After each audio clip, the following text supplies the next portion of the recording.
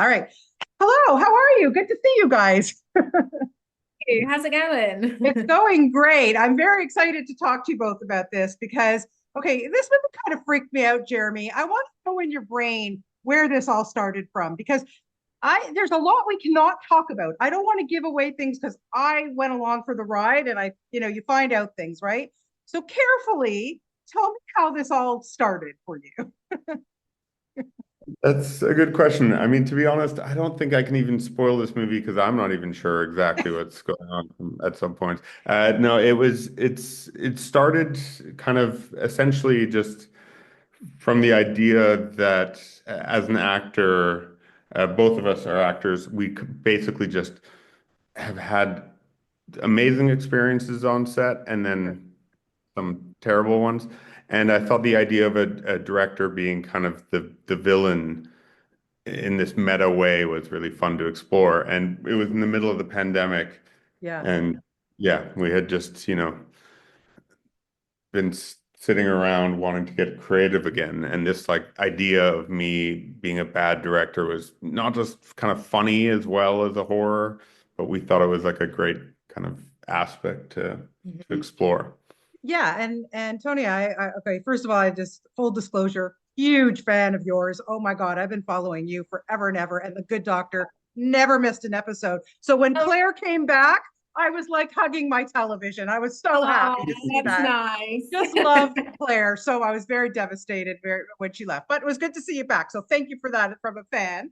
But Okay. this was shot in Vancouver, like during, you were still in the midst of shooting Good Doctor, Yes. correct? Okay. So Jeremy comes to you with this idea.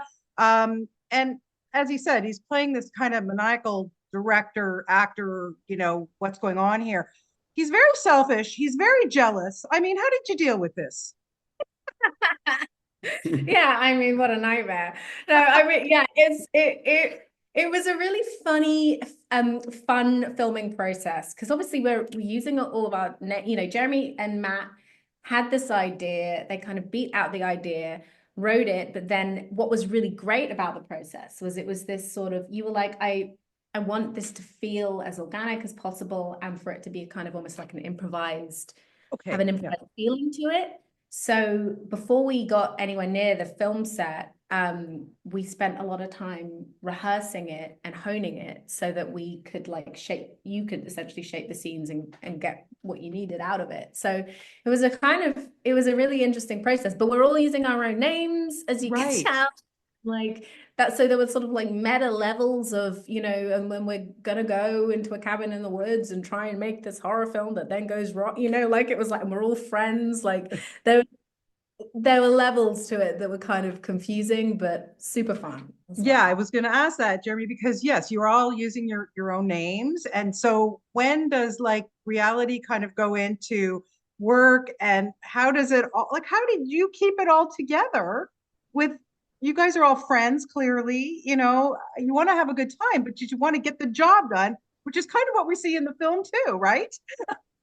Yeah, I think it was luckily it was like a really lovely environment and we all kind of just needed to be social again because it was in the middle of the pandemic. So everyone we were having a lovely time. Yeah. There was a bit of confusion at the beginning of the shooting because I would be calling cut, but we weren't really cutting, and I would be saying stuff to Antonia that I would just never say, obviously. And like a couple of the crew members were a little bit confused. Yeah. There was stuff that didn't make it into the film where it was a lot of directing within scenes. And yeah. And yeah, and like the assistant directors would be like, "Wow, Jeremy is a real jerk," and I was like, "Ah, I really wish I would have changed my name, Yeah. and like made some sort of, because there was a lot of gray area. It was really lovely, but there was just We realized we had to quite quickly like make it very clear. Cut doesn't mean cut. This means cut. That Got it. actually, like, and yeah, so there was a lot of meta use of just, I don't know. Yeah, it was so super fun. Yeah, but it worked. It kind of gave me that Blair Witch feel in a way, not as scary or like, but there were certain elements, and Antonia, I want to ask you, I mean, do you, first of all, ghost stories are important in this too. Is there a ghost story that you maybe heard when you were a young girl growing up, thinking like that just stuck in your head and freaked you out? Like some of you here in Canada, I mean, we go to camp, summer camps, and these are kind of things that, obviously come up. So I was thinking, any ghost I'm stories? I'm trying to think of a particular ghost story. Off the top of my head right now, I can't think of one, but Yeah. I do like, I love scary things. Like, and I'm frightened of the idea of ghosts. I have to say, like, that super freaks me out. But like, Yeah. love horror films. We're both horror film kind of buffs, and like, um, what was fun about this though was the idea of kind of like, it's sort of in the guise of a horror film, but we were also like Trojan horsing, like not like a sort of almost like a comedy into it Yes. too. So it's this sort of Yes. like hybrid beast of like different genres essentially. And Mm. that felt like a really fun challenge. Yeah. Because we wanted because it has its scary, as you say, it has its like, it's not quite Blair Witch, because Blair Witch is terrifying. Oh, And I yes. think the film like has kind of like, it has some jumpy moments, but it's more about the absurdity and the kind of psychological kind of stuff that goes on. Yeah. So Yeah, my mom it doesn't want to watch any like horror movies, and I was trying to get her to watch it, and I was like, if I'm the bad guy in the movie, how scary is it, you know? But she still was terrified. was Yeah, well, it's she? Yeah. funny because I'm not a scary movie girl either. So sometimes I go into these things with trepidation, and then it's always like worse in my own head than it actually is. You know what I mean? Because you work yourself up to it. But Jeremy, I want to ask you because you were saying you're all working, you're all friends on this set. And there has to be a level of improv, obviously. I know you said you worked it out a little bit before, but when you go into something like this, how much freedom do you allow everybody to kind of just, okay, whatever you feel? Was that allowed? Yeah. I mean, I basically wanted everyone else to do the writing for me. No, Good thinking. no, but there was just I was saying to Antonia, it's like there's interesting things of the big scenes we had kind of planned out and written down, and those ones were quite easy. The last scene, and it's just was those little like kind of smaller scenes with improv that's tough because especially with a scene or with a movie that has so many different layers to it, it gets confusing at what somebody is allowed to say. Yeah. So we'd either have a scene that was way too vague, and I'm like, well, no information is coming out, or somebody would just say the thing that you just weren't allowed to say essentially at that moment. So Sure. there was a balance of like, funnily enough, the smallest scenes were always the ones that were really tricky. Yeah. Um, and improv is really tough because you think you can do it, and then the camera turns on, and you just go like, I am a human being, and suddenly you're like, Sure.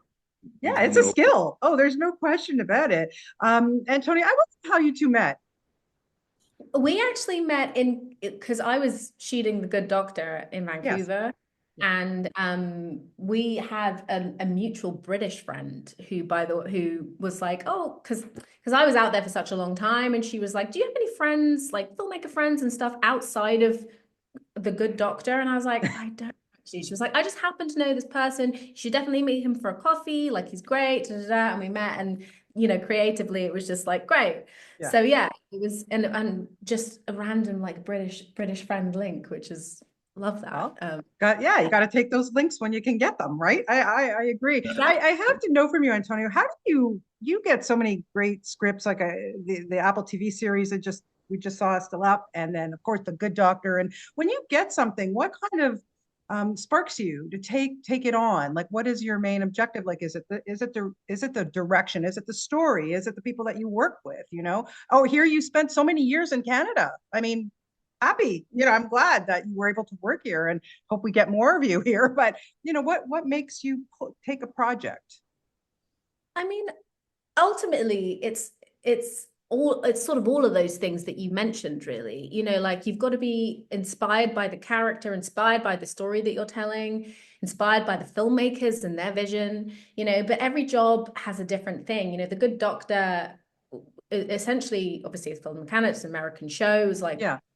first big American TV show for me, and that was a big opportunity and a big deal, but a very different format, like creatively to something like this.